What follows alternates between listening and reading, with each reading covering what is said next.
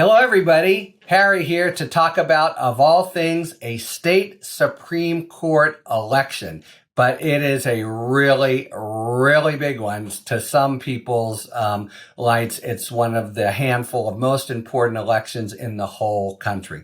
All right, Wisconsin right now. Well, first of all, the governor is Democrat. The legislature is Republican.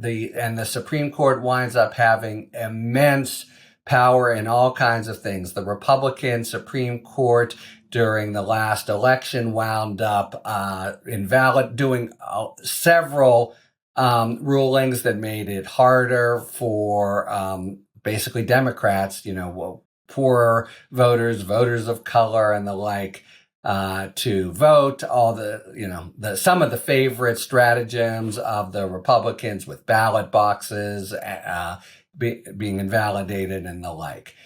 Maybe more significant, I guess it is more significant if you look at how the election's being run.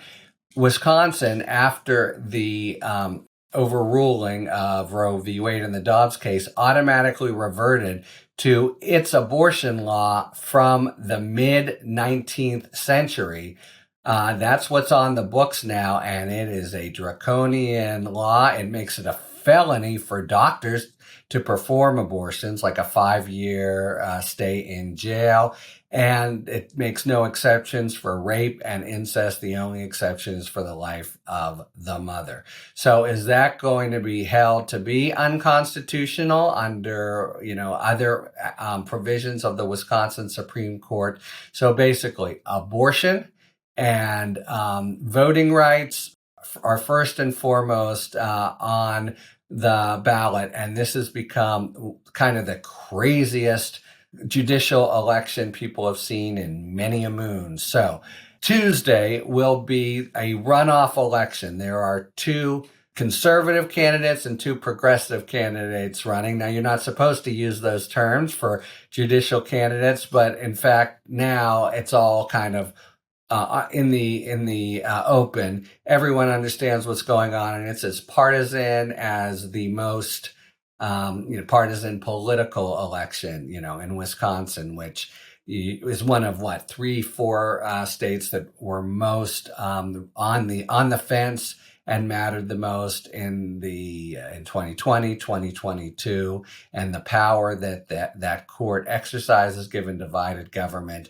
just makes this, the stakes for the nation, not to mention Wisconsin, are immense. So it's also a hugely expensive campaign. It's also a hugely debased one, I gotta say, if you're of the mind, and I am, that judicial elections are, that's just not the way it's supposed to be. You have candidates basically coming out and saying, I'm going to restore abortion rights. I'm going to respect the law as it is, which everyone understands to be code for not upend the abortion law. But it's really very much along the lines of the thing you would never want, say, a Supreme Court candidate to do in the federal judiciary. Basically, with not even a wink and a nod, the different candidates are saying what they're going to do on these huge issues that portend so much for Wisconsin. And again, the country. You can imagine scenarios in 2024 where the Wisconsin Supreme Court has pivotal power to decide, important parts of the election, including potentially the winner. So lots of money. As I said, the runoff is Tuesday.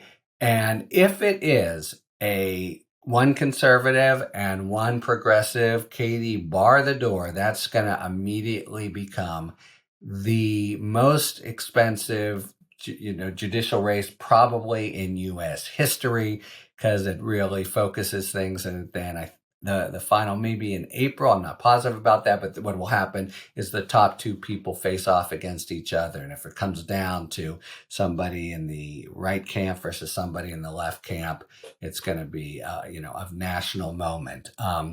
If I haven't been clear, Wisconsin Supreme Court is right now 4-3, and one of the 4 in the majority, one of the 4 conservatives, is retiring.